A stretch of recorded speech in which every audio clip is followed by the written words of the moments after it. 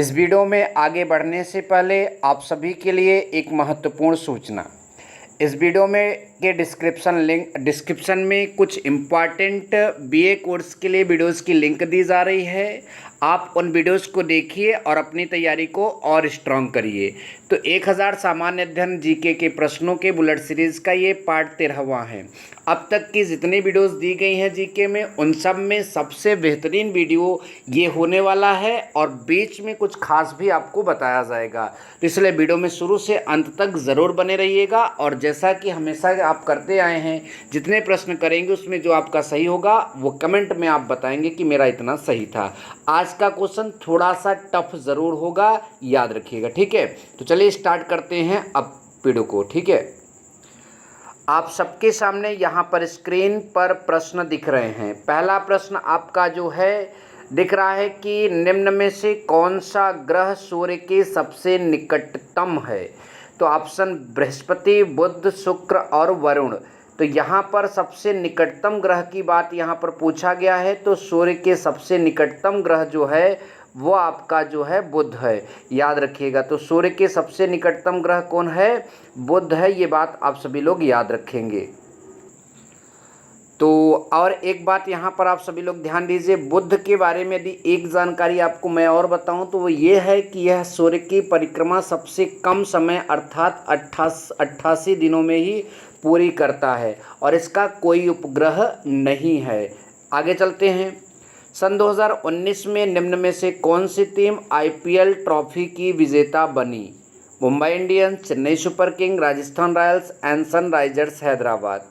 तो इस प्रश्न का सही उत्तर होगा मुंबई इंडियंस। क्रिकेट के दीवानों को तो ये ज़रूर पता ही होगा, ठीक है।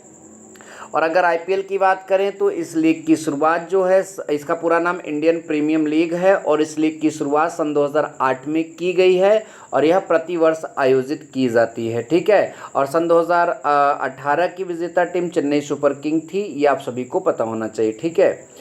या आगे चलते हैं वीडियो में। संयुक्त राष्ट्र संघ का मुख्यालय स्थित है। तो संयुक्त राष्ट्र संघ का मुख्यालय कहाँ स्थित है? न्यूयॉर्क में स्थित है। और अगर बात करें संयुक्त राष्ट्र संघ की स्थापना, जैसा कि कई बार इस प्रश्न को हम पीछे इसी सीरीज़ में देखे भी हैं, 24 अक्टूबर 1945, ठीक है, ध्यान दीजिएगा। वर्तमान में इसके सदस्यों की कुल संख्या 193 है, ठीक है। आगे चलेंगे। मानव में मलेरिया निम्न में से किसके कारण होता है? जीवाणु, कवक, विषाणु, प्रोटोजोआ। तो यह जो है मलेरिया रोग जो है प्रोटोजोआ के कारण होता है। ये मादा एनाफिलीज मच्छर के काटने से होता है। इस रोग में प्रमुख लक्षण सिर दर्द, पेशियों में दर्द, ठंड लगना व शारीरिक कमजोरी आदि है। तो ये आपका प्रोटोजोआ यहाँ पर सही हो जाएगा। नंबर नेक्स्ट, संविधान सभा द्वारा संविधान को कब स्वीकार किया गया? तो इस प्रश्न का सही जवाब होगा 26 नवंबर 1949 में इसको स्वीकार किया गया, ठीक है। और लागू की बात करें तो 26 जनवरी 1950। और इसे बात करें कि इसको कितने समय में तैयार किया गया था, तो 2 वर्ष 11 महीने 18 दिन इसको तैयार करने में लगे थे। और इसका प्रारूप जो है डॉक्टर भीमराव अंबेडकर ने तैयार किया था। नंबर नेक्स्ट की बात करें, नीति आयोग, पूर्व में इसे योजना आयोग कहते थे, इसका पदेन अध्यक्ष होता है। तो आप सभी को पता होना चाहिए नीति आयोग या फिर योजना आयोग का अध्यक्ष जो है प्रधानमंत्री होता है। ये बात आप सभी को पता होना चाहिए, ठीक है।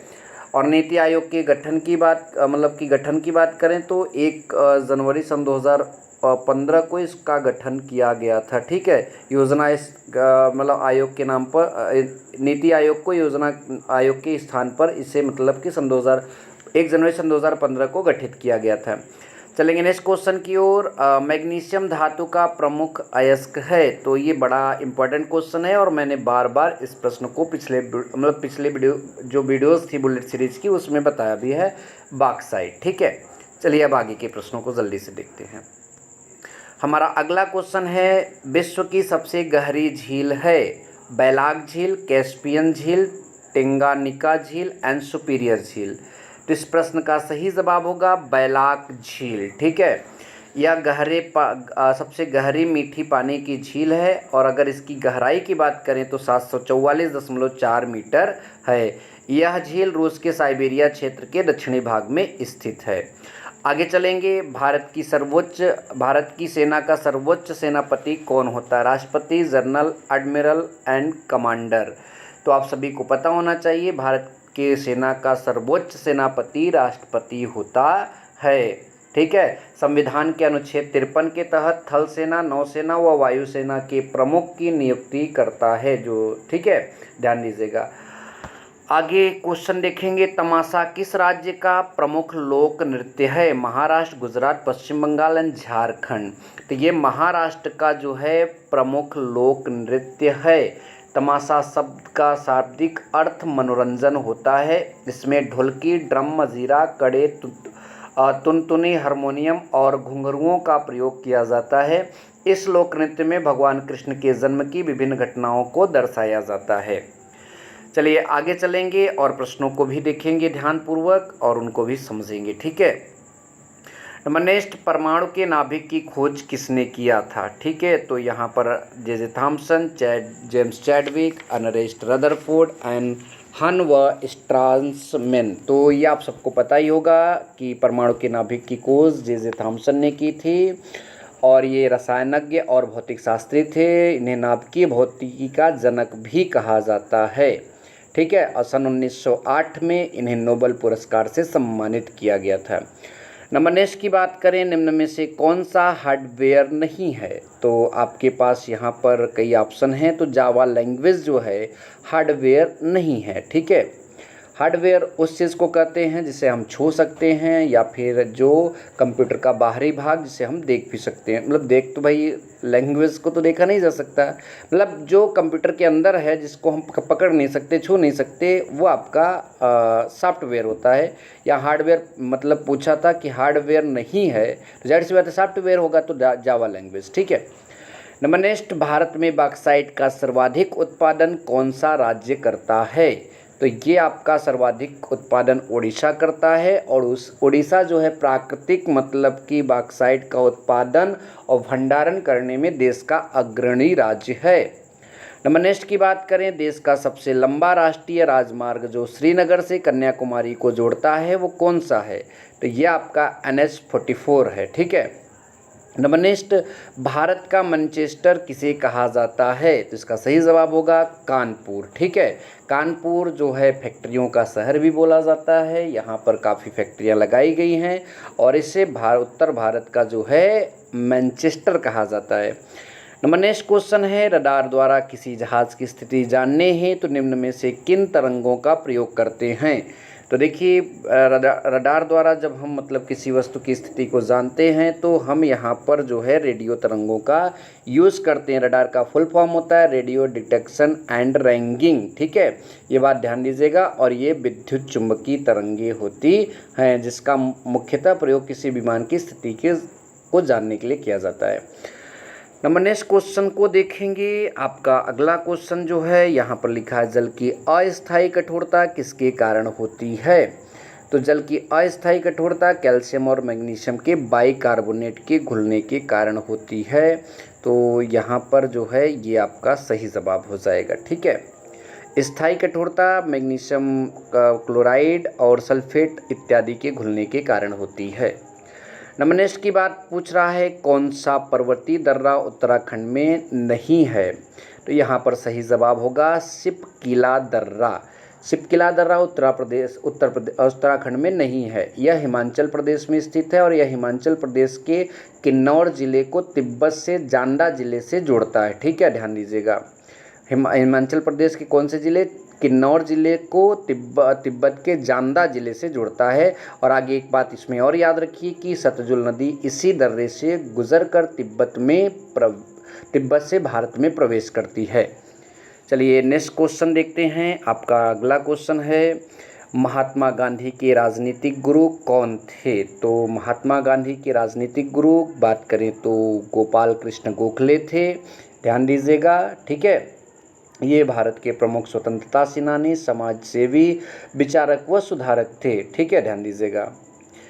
तो इन्होंने एक मतलब की सोसाइटी की स्थापना की थी। गोपाल कृष्ण गोखले की बात हो रही है यहाँ पर। इसका नाम था सर्वेंट्स ऑफ इंडियन सोसाइटी। और ठीक है। तो नंबर नेक्स्ट क्वेश्चन देखेंगे, लो अर्थ ऑर्बिट में लाइव मैग सैटेलाइट को सफलतापूर्वक नष्ट करने वाला भारत दुनिया की डैश डॉट डॉट डॉट बड़ी शक्ति बन गया है। तो इस प्रश्न का सही जवाब होगा चौथी बड़ी शक्ति बन गया है, याद रखिएगा। ठीक है। नंबर नेक्स्ट आपका है, राष्ट्रीय मतदाता दिवस कब मनाया जाता है, मतलब किस तारीख को पड़ता है? 15 जनवरी, 15 फरवरी, 25 जनवरी और 25 फरवरी, 25 जनवरी। तो आपका सही जवाब इसका होगा 25 जनवरी को राष्ट्रीय मतदाता दिवस मनाया जाता है। भारत सरकार ने वर्ष 2011 से चुनाव में लोगों को सक्रिय भागीदारी बढ़ाने के उद्देश्य से भारतीय निर्वाचन आयोग की स्थापना दिवस 25 जनवरी को हर साल मतलब राष्ट्रीय मतदाता दिवस के रूप में मनाने की शुरुआत की। मतलब इसकी शुरुआत सन 2011 से ही हुई है और हर मतलब कि प्रतिवर्ष 25 जनवरी को यह दिवस मनाया जाता है। ठीक है। चलिए नेक्स्ट प्रश्नों को देखते हैं। आपका अगला प्रश्न है, शहीद आजम के नाम से कौन विख्यात है? तो शहीद आजम के नाम से अपने जब ग्रेट मतलब कि क्रांतिकारी, जिन्हें हम सरदार भगत सिंह भी कहते हैं, तो शहीद सरदार भगत सिंह को शहीद आजम के नाम से भी जाना जाता है। Number next, that dot dot dot dot को 1000 झीलों की भूमि कहा जाता है।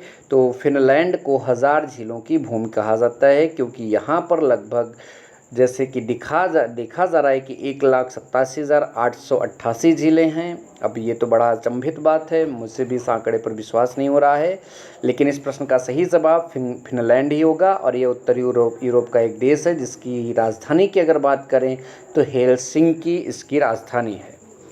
नंबर नेक्स्ट आपका है, वायुदाब किसके द्वारा मापा जाता है? तो ये आपका बैरोमीटर के द्वारा वायुदाब को हम मापते हैं। वायुदाब मापने के लिए पानी, हवा या पारे का प्रयोग किया जाता है। बैरोमीटर के आविष्कारक टॉरिसेली हैं। ठीक है, ई टॉरिसेली। लास्ट प्रश्न ऑफ द वीडियो, अमेरिका के किस विशेष कार्य बल द्वारा आतंकवादी ओसामा बिन लादेन को खोजा व मारा गया? ठीक है, तो इसका सही जवाब होगा नेवी सील्स। नेवी सील्स मतलब यूएस की स्पेशल फोर्स द्वारा 11 सितंबर 2011 को ओसामा बिन लादेन को खोजा भी गया, मारा भी गया। ओसामा बिन लादेन की थोड़ी सी बात करें, वैसे करनी तो नहीं चाहिए। ओसामा बिन लादेन जो है इस्लामिक संगठन अल कायदा का संस्थापक और अमेरिका के खिलाफ कई आतंकवादी हमलों का मास्टरमाइंड था। वीडियो कैसा लगा कमेंट सेक्शन में ज़रूर बताइएगा और चैनल पर पहली बार आए हों तो चैनल को सब्सक्राइब करके जाएं और इतनी मेहनत के लिए एक लाइक तो ज़रूर बनता है। Thank you so much. जय हिंद, वंदे मातरम।